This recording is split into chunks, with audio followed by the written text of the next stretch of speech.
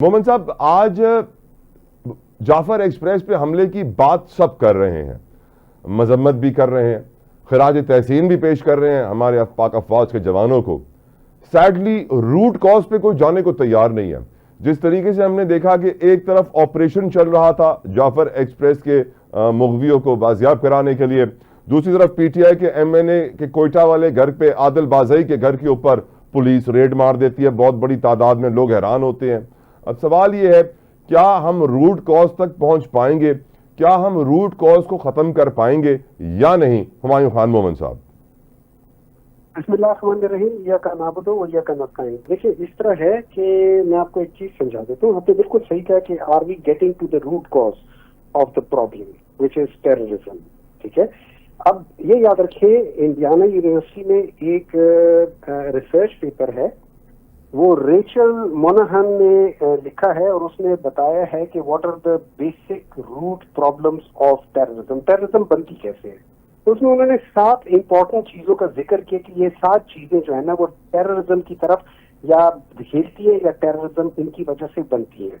उनमें से एक है पॉवर्टी, दूसरा है परसिक्यूशन, तीसरा है ऑपरेशन, चौथा है पॉलिटिकल विक्टिमाइजेशन, पांचवा है ह्यूमन राइट्स वायलेशन या आप उसको इनजस्टिस कह दें, और उसके बाद आगे आप चले जाते हैं, वो एक है अगर कोई ऑक्यूपाइंग फोर्स हो, और आखिरी है उन्होंने कहा अगर जो रिलीजियस बिलीफ होते हैं, जिससे तो मतलब कोई एक रिलीजन दूसरा रिलीजन के दरमियान में वो चीज होती है, वो चीजें, ये रूट कॉज है।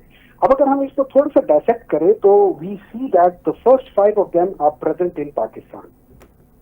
अच्छा, अब उसके बाद बजाय इसके कि हम इन चीजों को एड्रेस करें, what we are doing is we are actually the biggest political party of Pakistan. We are trying to make them another terrorist group. So आप ये समझ लें कि अगर हम परसेंटेज के लिहाज से कर लें, and if PTI is, let's say, if it makes almost about 40% of the Pakistan population, then the 40% of Pakistan population in all the 4 provinces with 90% of the population of KP are terrorists. आपको पता है हम क्या करने जा रहे हैं? ये जो, और मैं इसकी रेफरेंस इसलिए कह रहा हूँ कि जो हमारे 3 नालायक निकम्मे निकट्ठू वज़रा बैठे हुए हैं ना, जिनको अपना काम आता नहीं है, तो वो लोगों के ऊपर इल्जामात लगाते हैं। In other words, they are trying to good at the expense of this country. तो उनके ये बयानात and the way they are saying it, that's absolutely nonsense and we totally not only reject that, हम उन्हें कहते हैं कि आप अपने आप को जरा ठीक कर लो। This is not how Pakistan should be treated and terrorism should be addressed. Terrorism is not something that you would understand, क्योंकि आप लोगों की जो आईक्यू लेवल है, आप लोगों की जो अंडरस्टैंडिंग है, वो ये है कि टेररिज्म कोयटा तो जो बलूचिस्तान में वो तो एक SHO की मार है। दैट शोज के आपकी नॉलेज टूवर्ड्स टेररिज्म कितनी सुपरफिशियल है, बल्कि ना होने के बराबर है। बिल्कुल उसी तरीके से जैसे आपकी इकोनॉमी ना होने के बराबर है, लेकिन आप उसको बहुत अच्छी इकोनॉमी बता रहे हैं।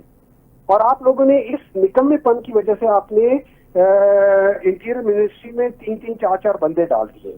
उसकी वजह यह है कि आपको पता था कि यहाँ पे सारे निकम्मे, निकट्ठू, नालायक लोग बैठे हुए हैं, and you are actually causing more harm in the country. आप लोग उस दीमक की तरह जो मुल्क को अंदर से, जो घर को अंदर से खराब कर रहा है, वीक कर रहा है। That is what I think is important, that they do not have the dime of an idea कि terrorism होती क्या है। वो terrorism और law and order को differentiate नहीं कर पाते। They are 2 different ball games.